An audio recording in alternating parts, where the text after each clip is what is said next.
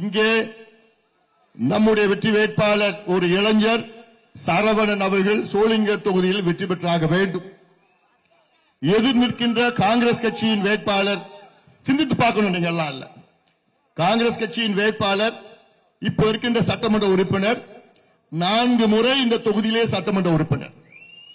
இப்போ அவர் 5வது முறை தேர்தலிலே போட்டியிடுகின்றார். இந்த 4 முறை ஒரு தொகுதியில கிட்டத்தட்ட 20 வருஷம் இவர் சட்டமன்ற உறுப்பினராக பணியாற்றியிருக்கின்றார். இந்த தொகுதியில ஏதாவது ஒரு திட்டம், ஏதாவது ஒரு முன்னேற்றம் இவரால் உங்களுக்கு கிடைச்சிருக்குதா? அவருக்கு ஒரே தகுதி என்ன? அவர் பஸ் முதலாளி, பணக்காரர், பணம் வச்சிருக்கிறார்.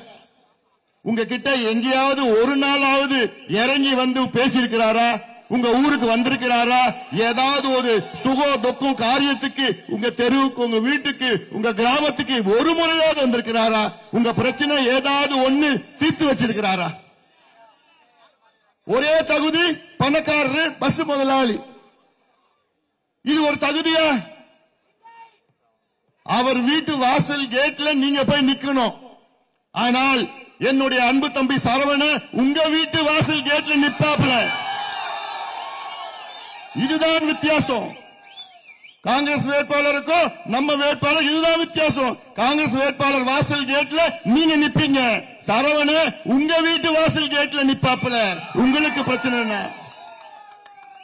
அதனால்தான் நான் கேட்கிறேன், இந்த முறை தயவு செய்து இந்த தொகுதியில எதுவும் பார்க்காதீங்க. கட்சி, ஜாதி, மதம், இனம், மொழி எதுவும் பார்க்காதீங்க. ஒரு மாற்றத்தை கொண்டு வாருங்கள். ஒரு இளைஞர், ஒரு வழக்கறிஞர், ஒரு போராளி தம்பி சரவணனுக்கு ஒரு முறை வாய்ப்பு கொடுக்க. நம்முடைய ராமகிருஷ்ணன் போன முறை நம்ம போட்டியிட்டோம், வாய்ப்பு கொடுக்க முடியல. கடந்த நாடாளுமன்ற தேர்தலில் உங்களுக்கு நல்ல ஒரு வேட்பாளரை நான் கொடுத்தேன், வழக்கறிஞர் பாலு கொடுத்தேன். ஆனா நீங்க எல்லாம் உங்களை சொல்ல, இந்த தொகுதி மக்கள் சொல்றேன், எங்களுக்கு வழக்கறிஞர் வேணாம், எங்களுக்கு ஹோல்சேல் சாராயம் விற்கிற ஒரு நாடாளுமன்ற உறுப்பினர் தான் வேணும்னு நீங்க எல்லாம் முடிவு பண்ணிக்க. அந்த சாராய முதலாளி யாராவது பாக்குறீங்களா? இந்த தொகுதி எம்பியும் காணும், எம்எல்ஏவும் காணும். தேர்தல் நேரத்தில் வருவாங்க, மூட்டை எடுத்துட்டு வருவாங்க, பண மூட்டை எடுத்துட்டு வருவாங்க. நீங்களும் ஏமாறுவீங்க, காசு வாங்கிட்டு ஓட்டு போட்டா முடிஞ்சு போச்சு உங்க தலையெழுத்து, அவ்வளவுதான். ஆனா இந்த தேர்தல் உங்கள் தலையெழுத்தை மாற்றுகின்ற தேர்தல்.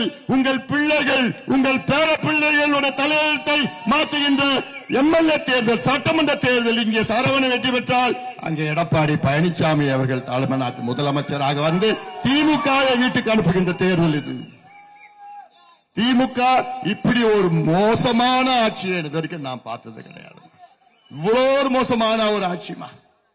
அது குடிக்கிறதுக்கு முக்கியத்துவம் கொடுக்கறாங்க, படிக்கிறதுக்கு முக்கியத்துவம் கொடுக்கல. நான் ஒரே ஒரு உதாரணம் நான் சொல்றேன். இந்த டாஸ்மாக் கடை இருக்குல்ல, கேடுகட்ட டாஸ்மாக் கடை.